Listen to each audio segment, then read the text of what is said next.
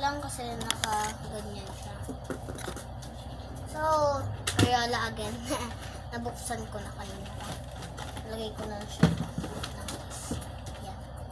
So, nakapag-drawing na rin kasi ako. Dito yung remake. Pasensya nyo na yun dito. Dito natin ninyo. Kasi nga, wait lang guys. Sorry, marami masyadong kayo dyan. Mga appliances sila. Dami masyado.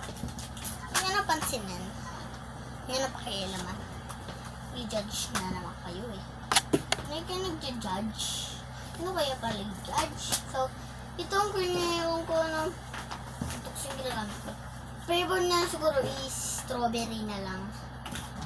Wala yung memory ko, diba? First time. Favorite ko naman si Pepper. Tapos may pinipili rin tayo ng bata tayo. Diba? So, forward ko na lang guys. Ay, hindi ko na pa-forward. Diyan na lang muna kayo.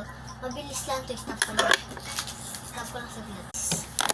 Sorry, shadow siya. Ito po pa siya shadow. Sama sa na. Ito pa siya shadow nakukulayan. Pero okay na yun ah.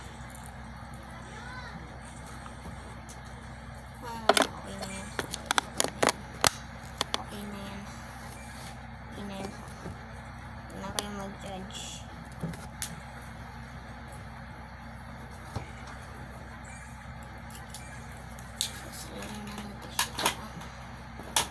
So, next, drawing na natin yung mga syempre, precious blue. Kasi may blue yun dito. Kulit pa na ito. May blue rin siya dito sa Crayola. Pero dito, alam mo na natin kasi muna na siya dito. Yan na guys. Promise.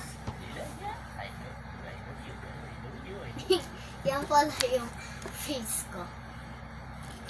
Ay, yung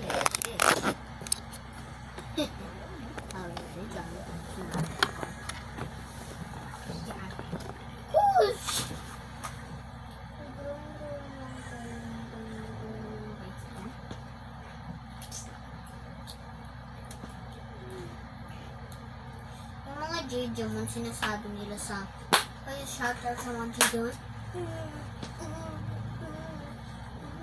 Ano? Laki nyo na. Bago.